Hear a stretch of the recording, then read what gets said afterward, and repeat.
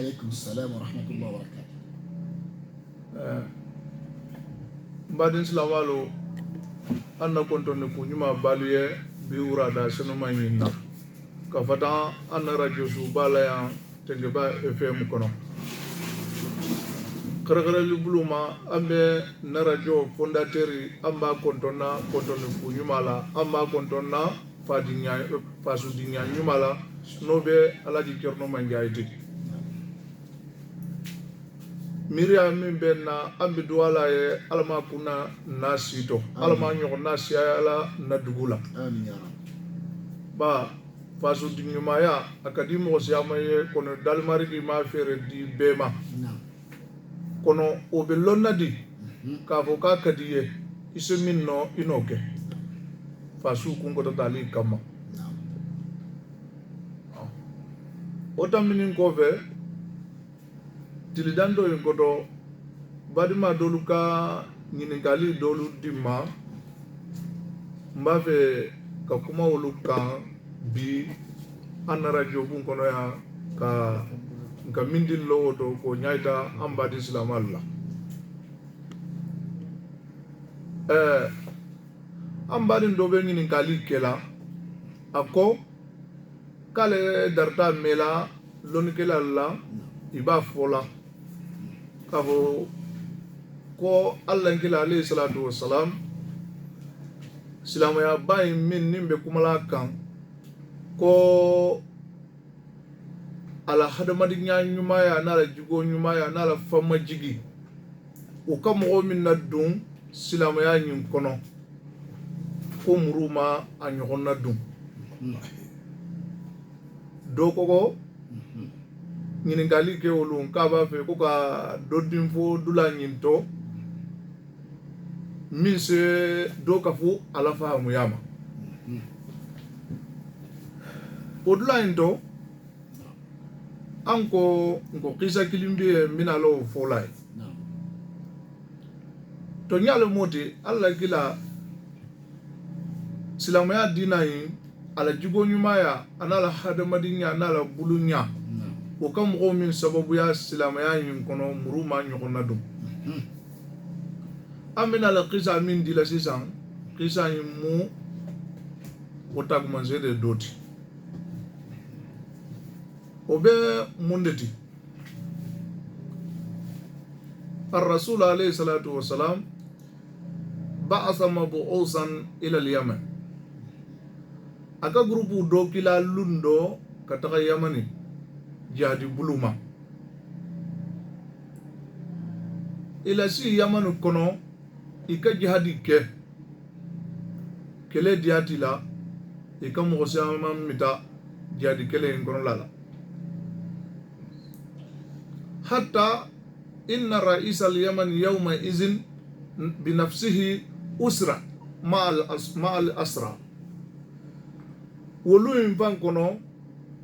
yamanu mansake min fan biye no be jamana kuno wolu iko fan mita ka kafu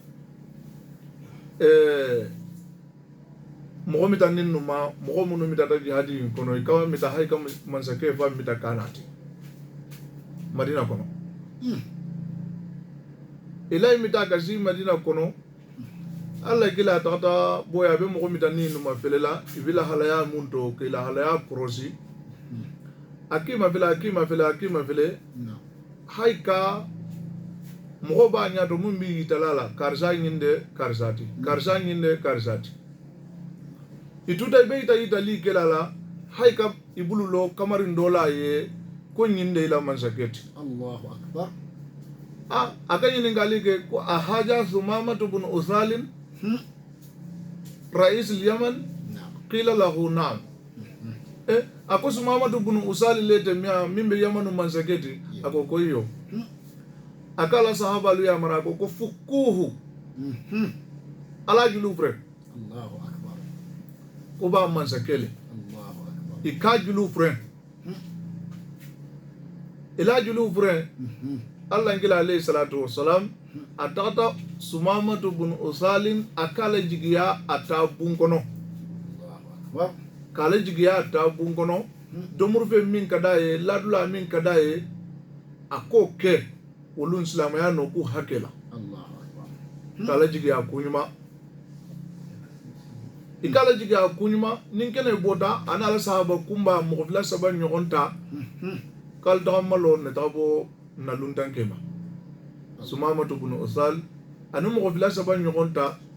ina fo sidna Abubakar fo sidna Ali fo sidna Umar anu mo saba nyogonta ka takabama indari sigafe ka sumu gafe ka baru bilala ka hadamadi nya diada to ka bunya ka diada fanto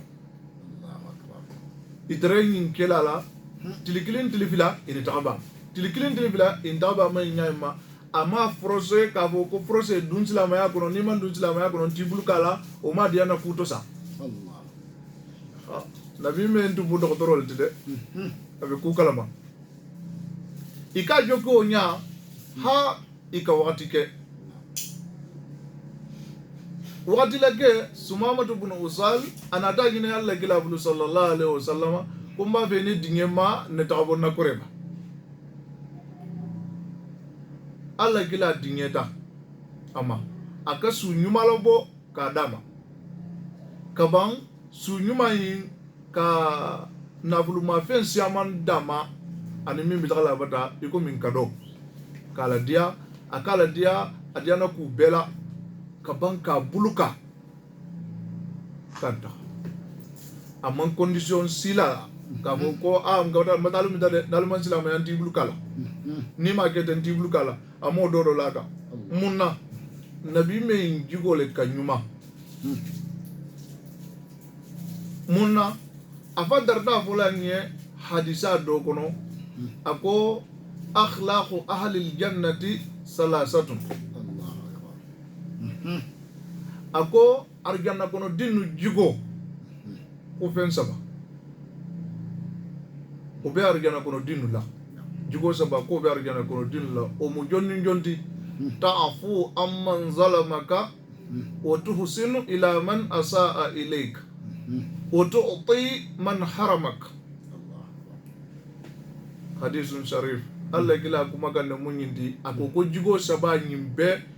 arjanna kono dinu la aka gele de kona ko ko arjanna kono dinu jigole Allah. ini ya fay tonya bagama khalisan liwajhi Allah Muhammad kitonya. mo min ki tonya ini ya fama Ibn Sukuba. isa si ku bola to ini ya fama ikana condition fusilala ini ya fama ima rigi ngini ni kama ima rigi gate ngini ni kama ako ko jigo banya arjanna kono dinu jigole mbelale mumna mbelala langaye kuma fo baka fan jigote no be Allah kila fan sallallahu alaihi wasallam wala ka tum bilala la ika min me mogola ni ka fa ye o kela ibi sonale munna amanke bus iko mi mana busi la menen Yo. abe kene la bola mogoli ye afam be jenika Allahu akbar. amanke oti ala manki siloma Amin. awa ajigo folo lo moti afila nyamu mundeti ako ta'afu amman asa ilayk ini ya fa mo min ka jagu man fanan keila mo min ka ku jagu keila ini ya fa uma asabanjang ako ini mo so mo mun kige mun ta vele ne hera so to few ni ka hera so to ina da Allahu akbar. min ta vele ne kei dia ni ka sabu so to ina sabu bilama Karamo. Marasi bunda alamat nam. Allah kila fa atakabulu le moti nyin kama aya fataw Sumama ibn Usal makala dia ka akoke ka nyake ka fella kun ka bulu ka kota anala amandang takafara madronde anala sahaba nyuma inu wulita kataka Sumama tu bilasila ha Madina bodala Allahu akbar. wolunu alodinde mu ka fo ko Allah kila mogolemu ate kumala ni diangela in huwa illa wahyu yuha ika e fui fola abi amari le sika uto sahabalu imam Allah kila take kafo idum fele ya fele maten kafiri le dum mun kami take le to ibata nyuma ya imbe ka ya manzon sila ma ala ibela bulu kala fana itala Kan da kele kuta wulin kamatu. kan ta kele kudala wulin kamatu sahaba dolu ikenya ko ita lianna lisana alhali yatakallam munna ko hadamadin lahalaya si kuma ina tara kuma ne makunni Allah kila alayhi salatu wasalam ko min docteur le ako ye sahaba lu nyato ka boy bata dimi aka ke mbuluka sans condition ama puy pay tokete puy pay la afele mbuluka la nyin dum fele takala oto wodu o mambe ile luma aka sahaba lu jabi ako in kana la raiba fi risalati wa fi nubuwati fasayati ilaykum Sumamatu bin Usalin muz'inan mustasliman. Allahu akbar. Ako ni sikata do ndela nabi meyato kafo Allah taala le kanne Muhammadu da sallallahu alaihi wasallam kanda kanke ala nabi me doti nin sikato to sikadu mrantato nin sikata ndela kilaya to kafo ndebe minna sikalumate mpanna kumate dalmargile kan kila nin sikato doloto ala sigal noto e dal ne Sumamatu bin Usalin makono asenalu makote akuluni aslama ya nyininto. Allahu akbar. Alublu. هذه معجزة من معجزات الرسول صلى الله عليه وسلم. النبي me ala kawa ku dole mu nyimbanti kawa ku mu aktharu min Allah tusa akasia foli rema atisila banna fola lonigela ibila lontale fola to ka fo kumbanta fola bagile atisila sor la kapa Allah kila la bisa mandia ituda sigini ika wakati ke ni ka minna sahaba beba kana legelegala ni ka minna tulaye beba kana legelegala ni ka minna tulaye bebe ma filela min fota fala le tenya has Sumamatu ka kumbo inyaya na tulala ibo ita ka nyokonda iko ko min fota kala le tengui Allah ko min fota kala le te anata kana majigi Allah kila sallallahu alaihi wasallam Allah kila koto Allah anata madu Allah kila la Allah madu Allah kila la ka konto ni ke ikala mita Allah kila kama ininga kuma za abika ya Sumama Sumama tundalu bota ka tagai bila sila mundun kina tukun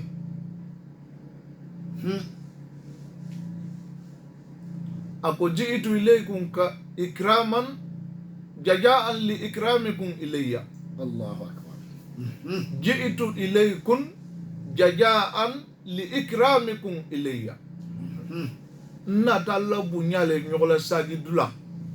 Nguli tan kombe tala mbata. Kono nenni tuta nyokon soso la silato. Sumamatu idum manku ben ninge nyinudun ki bunyada. Horo kakanka bunyala sagile. Ni horo bunyada. Ikana tubuli kakanka bunya inna sagile nenni tuta wo nyokon soso la silato hanni kamano nkanko sagi. Allahu akbar. Akoko a'ridi ilayya al-islam ya Rasulullah. Allah kila na tale ni islam ya itanna anya fonye Allah kila ka islam ya anya fo Sumamatu bin Usaliye sahaba be ka takbiru bila Allahu akbar walillahi alhamd. Itreson nin Allah kila ye kono lundo kafutama kaita nginin kalike bagala ile mingo ko kafoko afotile ye kafoko silamaya mogo min hakke dunda silamaya yin kono ko Allah kila la jigo nya buluma ko muruma wo nyogona do no sikandi mbile jusukunna imamba mitala muru jonga Sumamatu la duya jigo nyuma ya muru le kala duya Allah kele ke muru tade munga Sumamatu la duya fama jigi le kala duya Allah kila la fama jigi lunda ye munga Sumamatu la dundina kono ya mogoba bunya tulumbende angana tulala Sumamatu la dun dina kono habi aka nyini Allah kila fi alayhi salatu wasalam akumba fe ina dinge matugunnen ko sagi yamanu pilasi min bende bulu no yita quraish la وكان رئيسه يومئذ أبو سفيان رضي الله عنه ولو موجود دمبه قريش لا كولا تجتي ولو نتو أبو سفيان ننسى بك باين بابا لمو معاوية بن أبي سفيان مولا كلو نبا على بابا مو أبو سفيان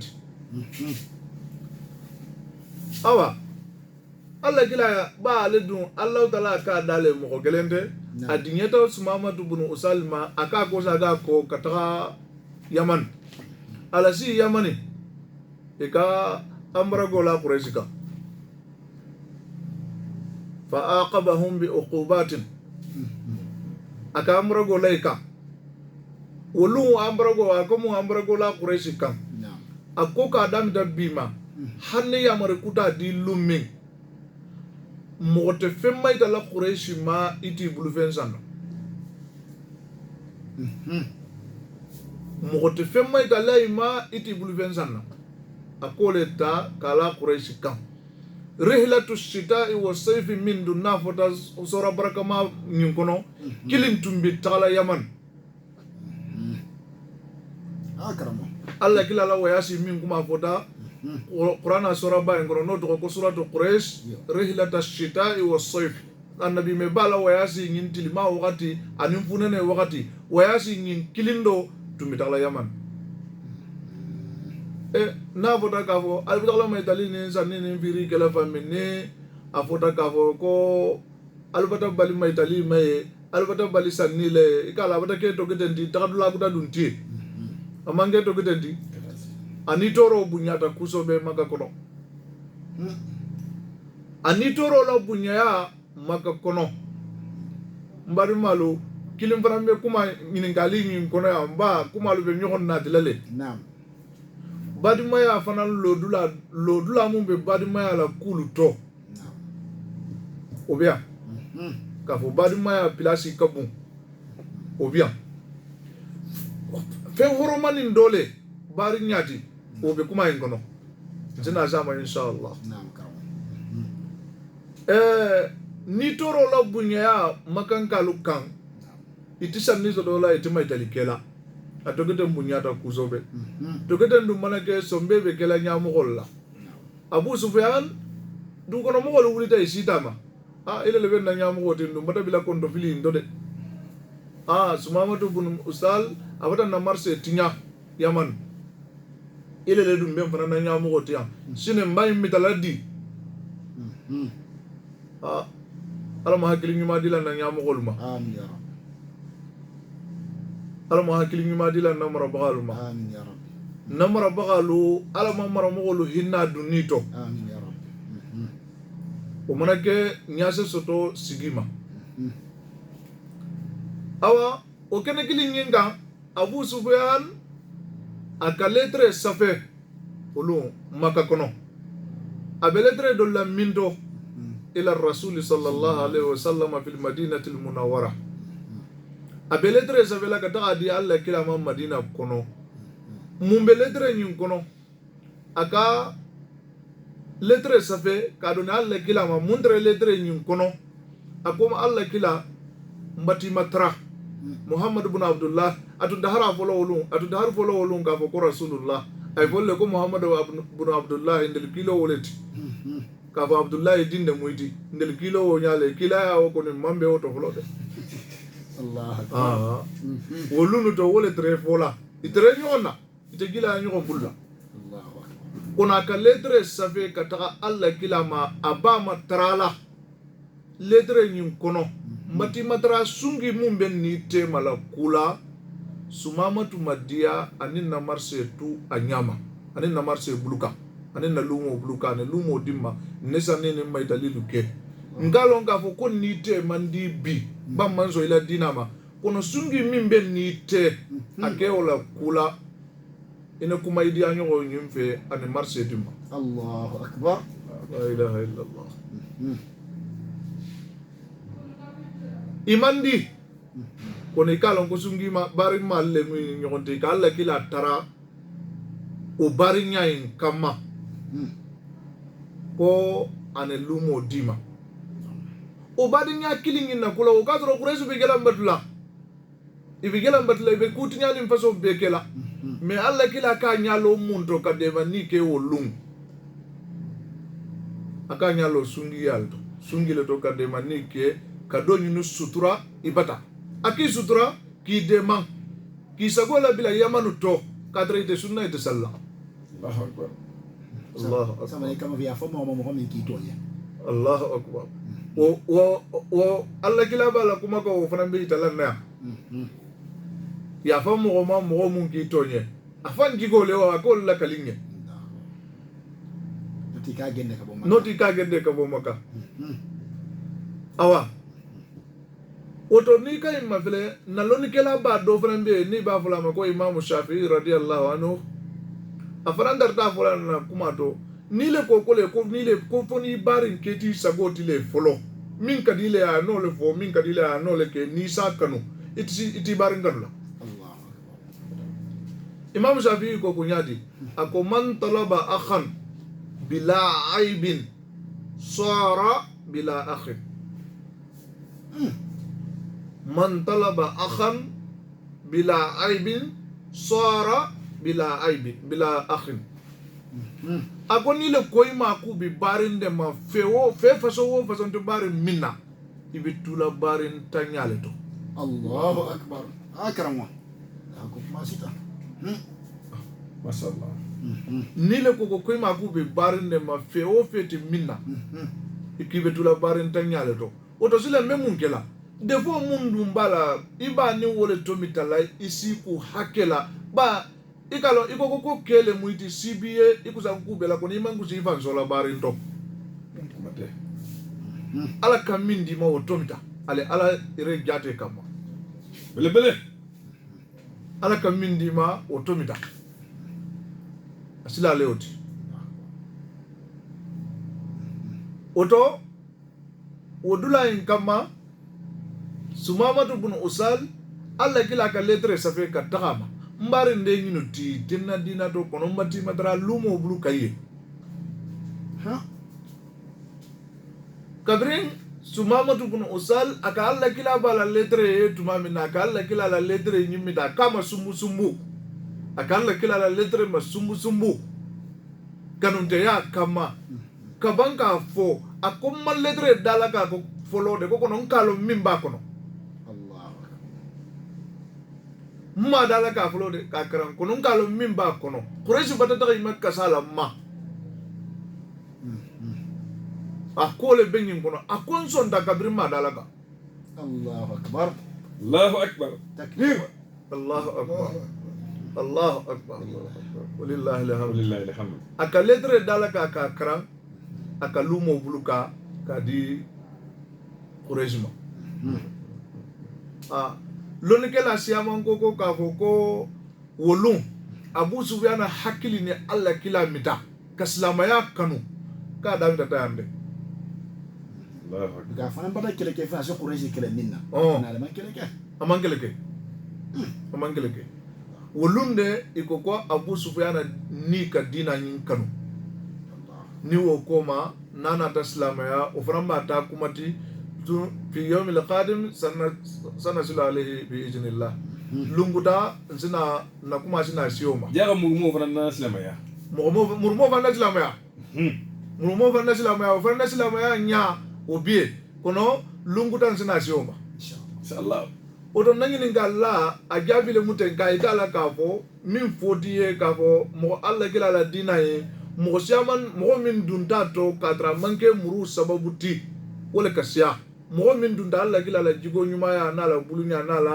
mo sobeya kama wo mo le kasiya muru kamina dunti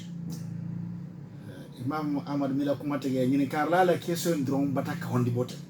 Hakke min fotate la me la mane la me bi ikanka hakke hakili siya mandi. Bismillah karamo. habi ñiningal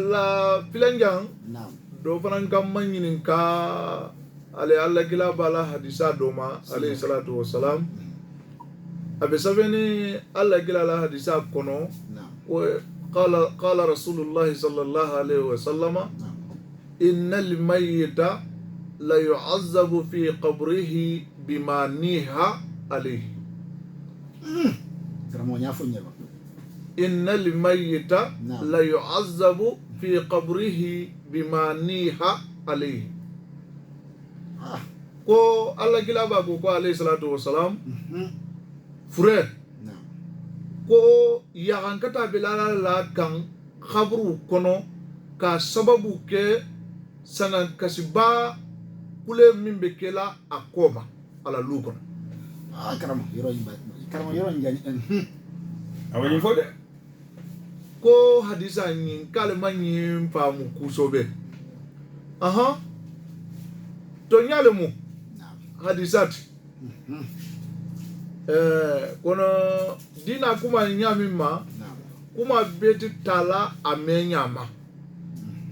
konka amenyami ma ko wuli ka do ni onya do tuma do to ine sa ko to kulunze wuli karamo ndu mala wuli o mala naam ana lonikela ba mumbi Imam Malik radiyallahu anhu naam ala kitabu hadisa kitabu ba mumbi muwatta li Imam Malik no be afam bulula safeli nala ta'alifuti hadisa imbi nyabo ni wo kono nyadi ko alla gila be hadisa in fola lummin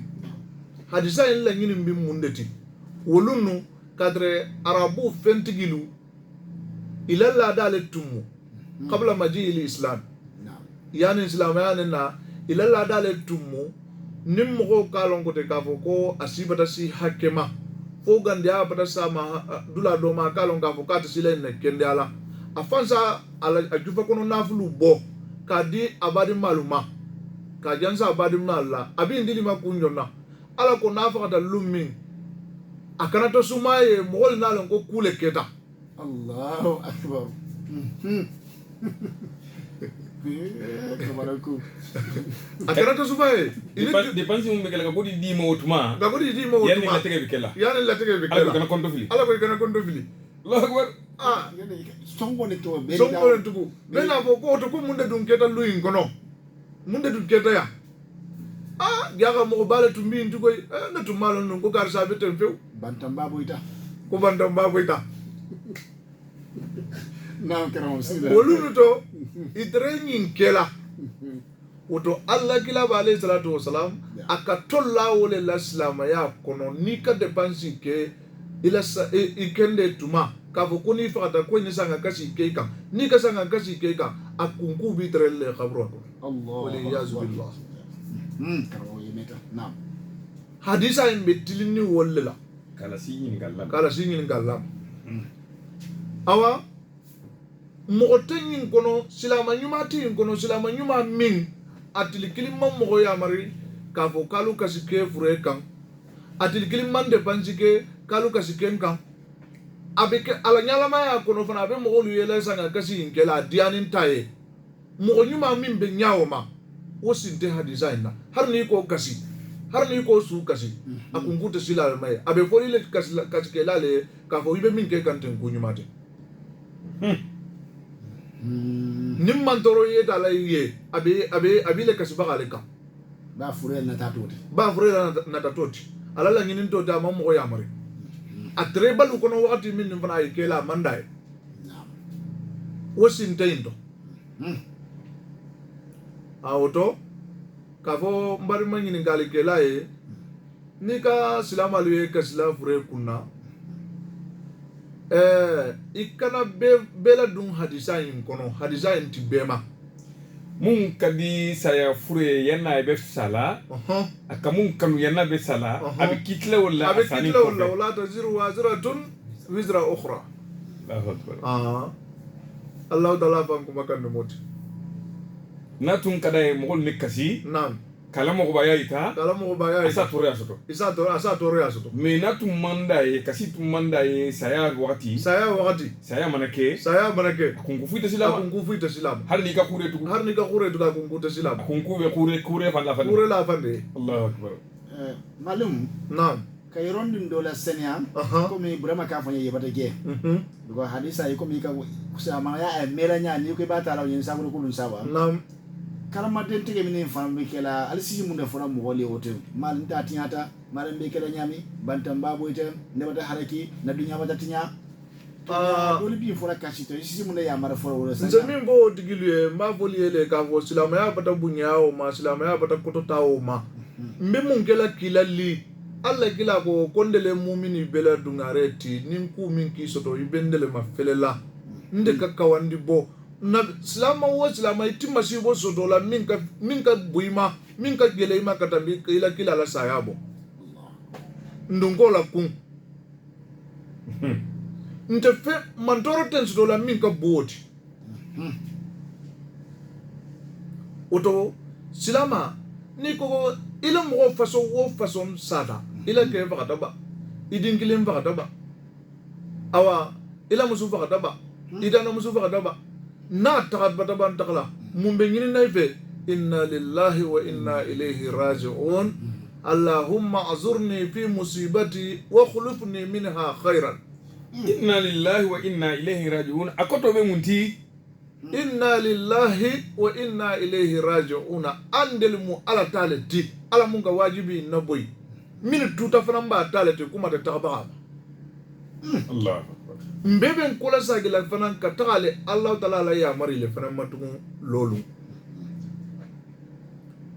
ni kayimfo ibanda iko ko allahumma azurni fi musibati marigi mbati tara ka masibo milla ngandenya akofali genye baragi sototi wa khulifni minha khairan ina hera dimma mantoro nyin koma wallahi jabilale masibo dogman ana bumba na kai soto inna lillahi wa inna ilayhi raji'un allahumma azurni fi musibati wa khulufni minha khairan Allahu akbar awa kalon ka ko duwa wi mbi jabilale amba maimunatu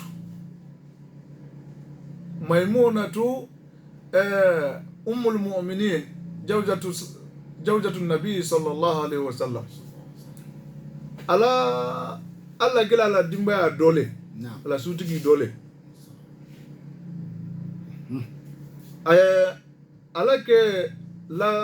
ala ke folo la fatu atumbata dara mela la kila la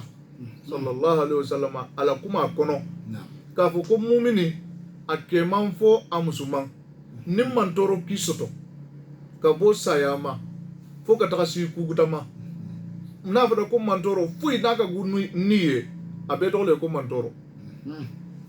hari ta mandola ibisi na dugu munkela hari ngani mbisi nzoko munkela wa kon lala abeto le ko musiba masiba le ba beti minka dogole ani minka kunkona abeto le ko masiba kuning masibo kisoto kina fo ko inna lillahi wa inna ilayhi raji'un allahumma azurni fi musibati wa khulufni minha khairan kuni kayimfo allah ta'ala ka mantoro nyi min laika asu mantoro nyi ban mantoro min laika asu mantoro nyi keye barajiti kabanka akofalin keye herati alala ke banda ka duwa nyinkra musuin maimunatu ala ke folo bani na ka duwa nyinkra Allah ta'ala kala la tige la boy anata sigi Allah kila ba ko sallallahu alaihi wasallam ala duwa nyinkran koma afutu ke na take Allah kila ta sallallahu alaihi wasallam Allah kila le ka nyinin kata futula karamo bra ma afika yoro ina me ba nka nya yake nam karamo bismillah mo su keso to mun ka sia Allah kila ta alayhi salatu wasalam ni soto ni foto jonni ngedela ita ta Allah kila soto futu keti naam la wasa dante wuti akadu wa munge wala jabini wunya kono ni ko konta tinyata saya mana bayta tinyalle a'udhu billahi ala man kisloma auto masibo wo masibo naka jonsoto ikakan kan min folendi inna lillahi wa inna ilayhi raji'un inna lillahi wa inna ilayhi raji'un allahumma azurni fi musibati wa khulufni minha khairan nyimbe nyinin silama befe nimman toro ki nsoto alama ajamba alana awa ambari make min kan nyinin kali ke hadisa imma ko Allah kilaba ko innal mayyita la yu'azzabu bima niha alayhi jabi sutumandi min be mbulu kada tigima wala munyinti malum amadou yalla yin kar sabanyama nam ika duwawu min foten duwawu yin kan kama sagi mo na jaga nin masibu gelen ki sude inna lillahi fo koma ni ka duwawu ke no talab duwawu jabila sabna musunna duwawu jara sida Allah kila ko malo wala nga lundo mina le mafalla ka duwawu masagi ko inna lillahi wa inna ilayhi raji'un allahumma azurni fi musibati wa khulufni minha khairan margi mbati tara masibo kunyi minna kan suto ina kenye baragiti wa khulufuni minha khairan ina koma kenye hera sototi ina hera di maminji na nyina mandoro ina wasalla mella albata kukuma be mantoro gelew mala mo kan saya doro de ba fuku gelew ku gelew naga silama soto nyinde karfani mbila masallah ku gelew naga silama soto nyinde karfani mbila Allah gila ba fanna sunna kan yinde ita sallallahu alaihi wasallam awa jabi min bembulu kadi mbarima nyinin gali kelama Allah gila la hadisa nyin kan alele be nyinti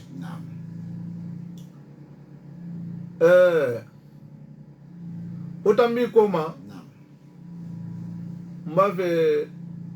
yani habi nadu mawdo okono habi modo darta nyinin gali kela ko قرآن آية بعد أعوذ بالله من الشيطان الرجيم والكاظمين الغيظ والعافين عن الناس والله يحب المحسنين صدق الله العظيم صدق الله العظيم مغودو درتاني نغالي كلا هابي قرآن آية نيما كو كدوندين فو قرآن آية نيم كوتوتو هابي كو كامكفو تامنين مين فوتا كو مي كو كنا مكفوتا كاكداي to nyala moti tulu ti fala hera kumala wallahi abite ala mon kela mi tabakati amin nze min soto ka kafu tigila mo fana ma habi anin badin islama tolu tabiuna ke do tumbiye Maimun bun Mahran tabiuna dole tumu na fata ko tabiuna sahaba yelalle togo ko tabi'un mogo minu ka Allah kila la sahaba lu ye koni malla kila faye o groupe wala togo ko tabi'un wa tabi'una inu Allah kila ka hadisa min fo sallallahu alaihi wasallama ibe fisama mogo fisama tel la groupe kono Allah ta'ala Allah kila fanka groupe saba mun fo adabara kama to ka fo ko lebe mogol to fisama tet karamo jonne wolti ale annabi me yebagalu ani mogo min kale yebagalu ye ani mogo min ko lu fana ye mogo be ñogon ko tente Allahu akbar خير الناس صحابتي ثم الذين يلونهم ثم الذين يلونهم mogo beto fisamante ale la sahaba ñuma ñu le molti ha doluka sahabal fo doluko ko abe mogo wa keme sambe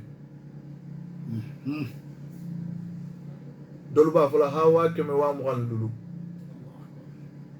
sahabal konti mogol bo fola awa ñininkali ñin kono alhamdulillahi rabbil alamin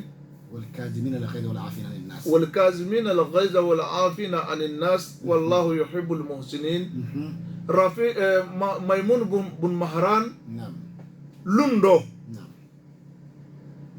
akala bara dinde kila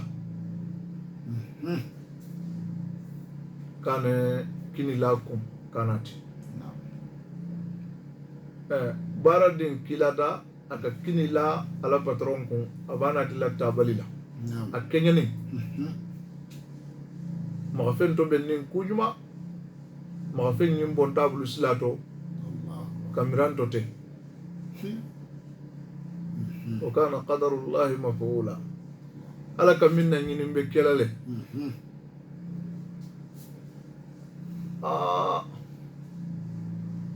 yegele yata kusobe baradin lonin tuta ama kunnin ama lon ase min fo kono kabira ka Maimun bin Mahran jatigi ke ñawle ni ya a kungono a kalon ka fo ko hera tale o koma fona ala ka min na ñinin aka jigi sombe alale la ka kuma yawa na gele ada jigi ka kanga sombe alale la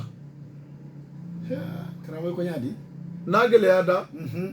sombe dulati ni mansate dalmargi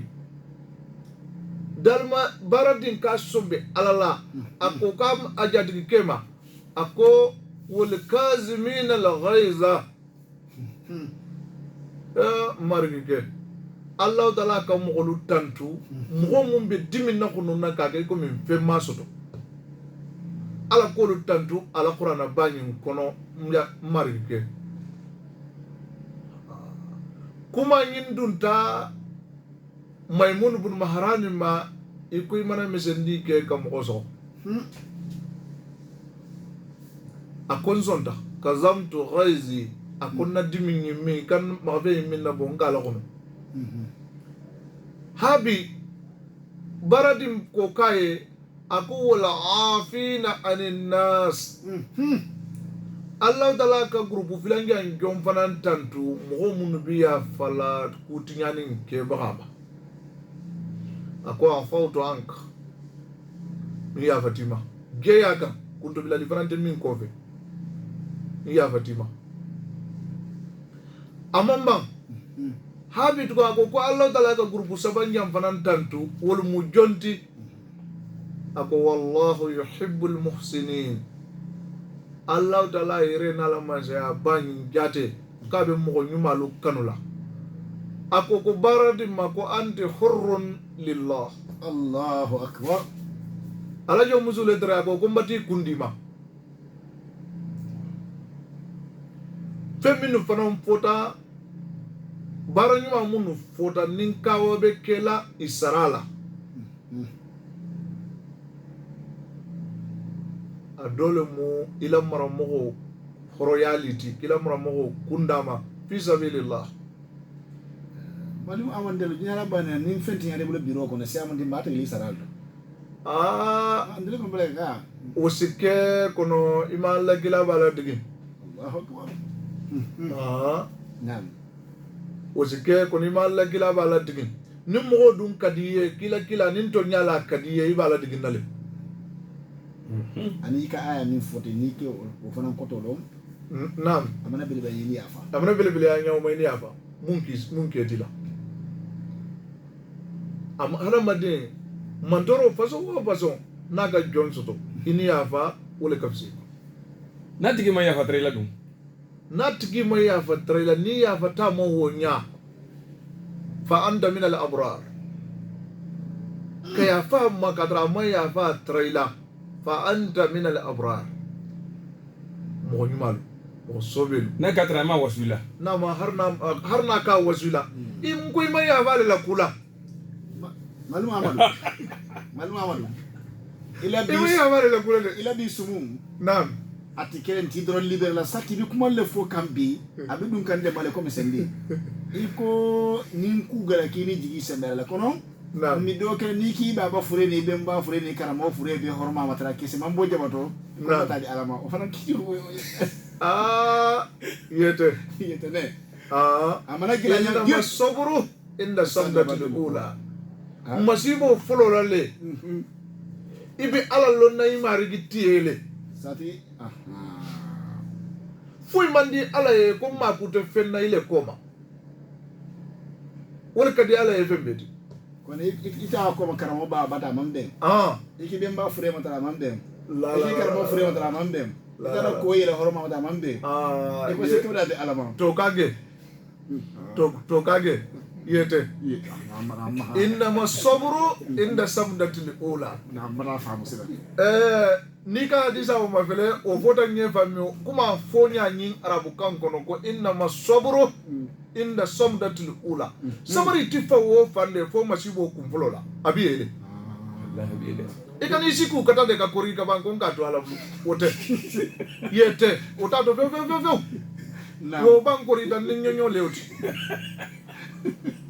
na ko karamo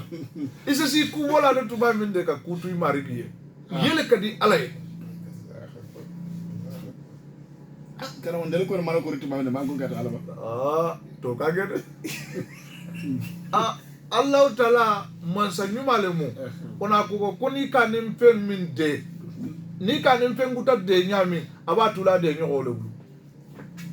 albasim bato albe mansa nyumale da abe ala fonisra ka bun ala nyuma ya ka sia ala hinna ka bun ona tuso na de nyogo ya made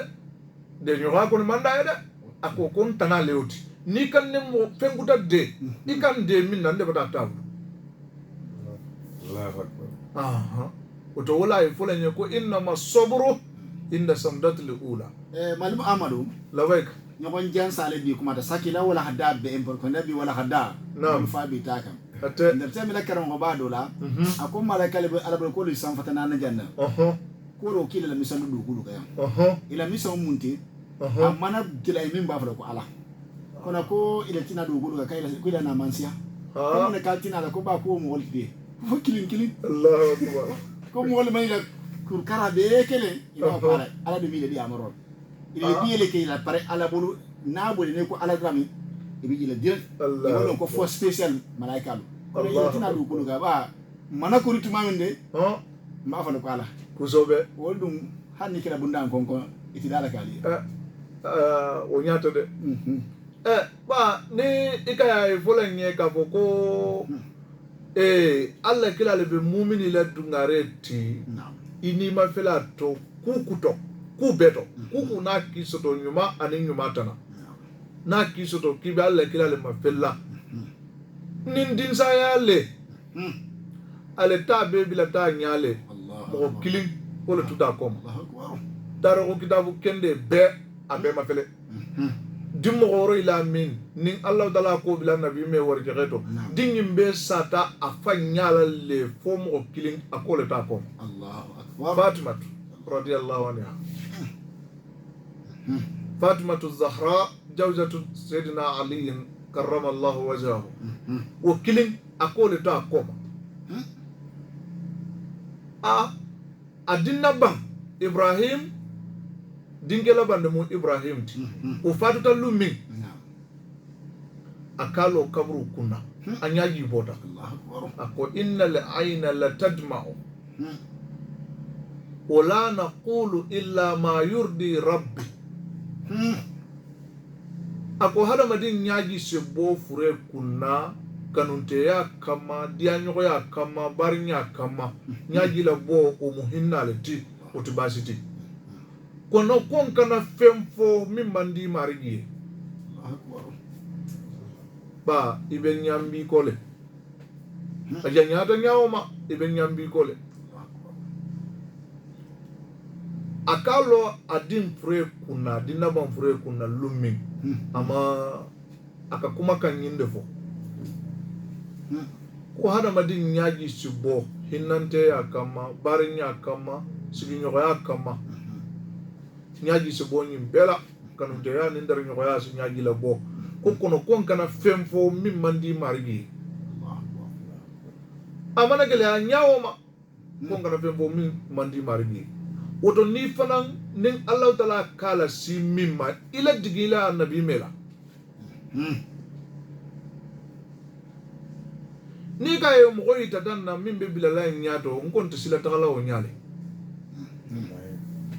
min be nyato ni le ko gibita milola e kalon gi tagadula manyuma ha awa Allah gila ba alayhi salatu wassalam ala le be nyato ku bela bila to sila kela nyato oto mbadin islamalo habi anna mawdu min ninka kanka kuma kan numbi wala mo saligiti na'am bi na'am sasi ka kuma dafa kili min fo atoba ekole ko kubambali adiyate lonna saligi ko hikmatu mashru'iyatuha na'am غفران الذنوب نعم وحكمة مشروعيتها غفران الذنوب سلجي كن جون كان الإسلام يا كنو نعم أنا تسبب دولة كما أنا تمون كما نعم على بالا جون دين فيد سلجي ناتا جنوب يا فدولة جنوب يا فدولة وحكمة مشروعيتها غفران الذنوب لمي الله كلا عليه الصلاة والسلام akasaligi mita ala sahaba lunyala kasaligi yimita kadafa abanina ako man tawadda misla wudu'i hadha kharaja min zunubihi ka yawmin waladatihu ummuhu Allahu akbar karmaro nyafanya na akon kasaligi ta nyami matte ka sunna na farla na mustahabu ta dafa ni mogo min ka saligi ta nsaligi mita nyayima ibata boyla junubu to ikomi iwuluba ki bange nyama umma ja saligi kanyin tende saligi kanyin tende saligi kanyin tende fisamante abale be saligi la saligi ha nika Bukhari la hadisa kolla amfele aba foliye abe kumala saligi kan fami ako ko nika saligi ta atanya kunyuma maka sunna afarla na sunna na mustahabu belede ni dafa ko ji tondi la bam min be jolo ni bulula wole ni la junubu ya fa be kanyala nyoma atobe baraji ha maluto sabuna na nenzo bedo saligi ndaw nenzo bedo saligi ndaw ko imam jajusi ako dunya la bay nabi ako ni ko iti haramu ila ko ki sigila bonna ko ita haramu ila ko ngoni fa ni dum ko fa ni ki kuma di mo weli la gosi kuzobe sabuno junubu mesendinu ka samune ko banin saligi ka sabuti ka junubu mesendinu be ya fa o de kala ken de le fosana ko nga saligi suba mi ka kili membe ka wasi masu sala naam defo bi woto ni koko ni ka ma fele kote ambeleri min dote wakati min bina kande asaligi baraji kabum funtani wakati tutumati no wakati de funene tuma munga baraji bunyati limato tati amandi niye min ka guni ye ala ma ku bol mun ka guni ye Allah taala ma ku bol ma bol fe o fana mbiye kuma o fana lo simbiye ko na da tere suma ya wato na de gande ala wulilila naam no kuma na fota lonjuru tigi ni boni de bato sariyam buluma adi boni de bato hakilima ya buluma Allahu akbar ba o fana sababu be minti yo habi kuma lebe kuma natla naam Muawiyah radiyallahu anhu naam Muawiyah ibn Abi Sufyan anna kuma da midaka ngude nin kuma da baba tokoka naam Allah kila alayhi salatu wasalam adarta modol kila la shami jihadi buluma naam wolu Muawiyah ibn Abi Sufyan nyinde be groupe wala nyamogoti ilalo ikalo njuru kuma mum fo minala dondim fo la woto katambi Muawiya ibn Abi Sufyan itata sami yoro min sami be dula sumani ndeti anene kabun agibe sumani sumaya bi kuzobe sufe ihtalama asuto sibota suto sibo kam asotoye kumala suto abuluma janaba ka sotoye janaba la soto kene la bo tayammama li salati subhi wa salla bi ashabihi junuban Muawiya ibn Abi Sufyan alele bunyamu woti wolun kadre marabi dunya kono kutu nyondala bi aka suba ala si ila ben dula kili akata imamu leta kabila la grupu nyato kila sali ba alele nyamoti wolunu to minutu mba koma malon ko sedaga taimamu tigi ni sali tigi la sali wolutu malo wolunu to ka ko sedaga jawo osedaga hanni ma nazam tagabulu dulu harnin tagabulu dulu man sama asedaga aha nyadi ikimakum ni ka ngo olunga dre marabi kutu nyondala bi imata kede imi mogo ma asoso mogo mi nyati la kiti buluma ituta ko iko me alla kila ki ya mara jokili la nyamma me la sagi madina kono komi belanya mogo babe alla kila le ti sallallahu alaihi wasallam mogo sodo ta grupu nyindo minka alla kila manyininka ko Muawiya tu dungala mogo la salile taymamula na tagani sami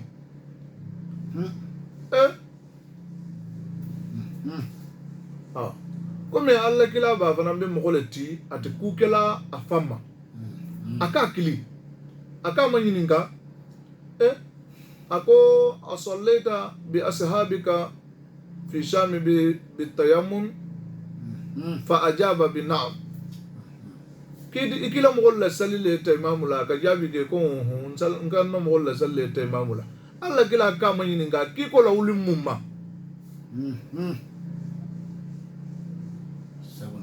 yani mo jala gina manyi ka folo yani ne mo jala gina manyi ka folo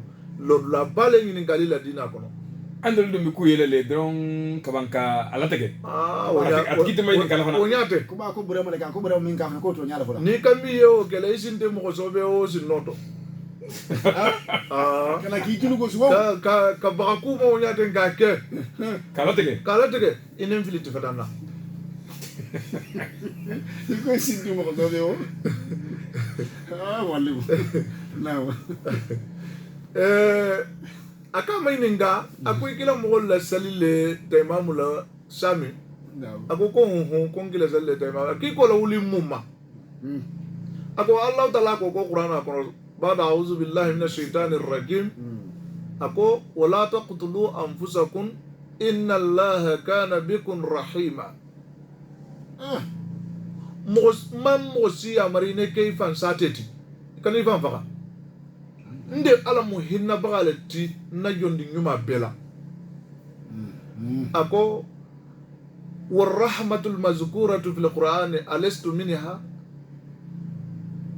hinna ku kuma umum foda qur'ana kono allah taala bulu nya kal kana lu fan faka momo kana ke fan faka sabuti kono ndebe hinna bagale dala ko to hinna kuma umum foda nya nde sinto to ba allah kila munyata kama ko sallallahu alaihi wasallam wa tu'addu taqriratuhu min al ahadith Allah kila ka kumunu ye kama amman femfo ulbe continuing hadisa la loni kila albata sahabalu kake akaye amala kula gasia amala kula sama amman femfo adu mona ma koto faye nika kuke alla kila nyala manfemfo obe kontila nyumale la ba kama kuna kugesa ata makuna kutinyani ma ikomi alonda lonikela luka takumansede wo misali adobe minti ikomi lonikela luka takumansede dota Abdullah ibn Umar Sayyidina Umar dinke la kuloni mba sahaba bale awila kuloni ngonyuma ba ala kuma lokasiya ako ko ila dinimma idindinga isahaba dindinga san tumrage tuluna alla kila dave kiba folle ko rasulullah summa abubakar summa umar summa usman summa naskutu nam akoy tu idindimma tumrage tuluna alla kila dave kibe mogolu madana silama nya mogolu kakanga nyokon joki nya mo amma ililla hakilla la wolunu to kiba folle ko alla kila otambi ko fe abubakar siddiqi otambi ko ma umaru sayyidina umar otambi ko ma Usman ibn Affan koni banta Usman ibn Affan fola kini makun walla kila majiginin tulubi la tefem fola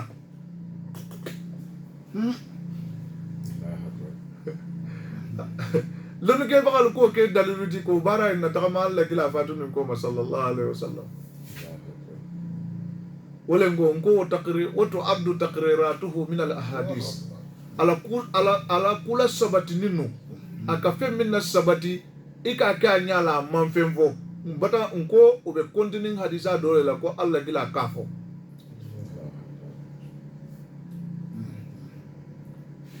oto nindula endo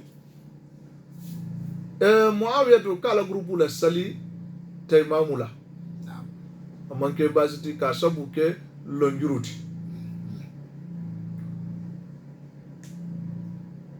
wale fembe na fota lonjuru mana bilatu o fanan kuma ba danna so salji tanya kunyuma sine ni mo min ka salji ta atanya nyuma la ima ntulu na de ima nge kutun tu salji plasi munu be nge kutun manto ato iki hakili sigi salji fe kata kunyuma salji wole baraji kabu nyafo so nyuma wole salji wole baraji kabu nyafo so man si far lava maklo ni mun kata ntulu na de dum ni min kata ntulu la de na foye sali kuruntigi be kela nyami ma mbo nyoko na le voler ba ikole eko alwudu mikyalun faman taffafaha faqad alimta ma qila fil mutaffifin كرمه نعم نعم الوضوء مكيال فمن تففها فقد علمت ما قيل في المتففين الله أكبر نكو سلجي متى ينفنا سلجي متى سمان دي فيلي أمثالي عليكم من سمان دي فيلي سمان نلا مرسي كنا ni kala nagasi min fota suman ni fela nagasi la yo nyogon be fola ye balu be tole ko ala soso la Allahu akbar min fota wolu ye wo nyogon be foli fana ye ko wailun lil mutaffifin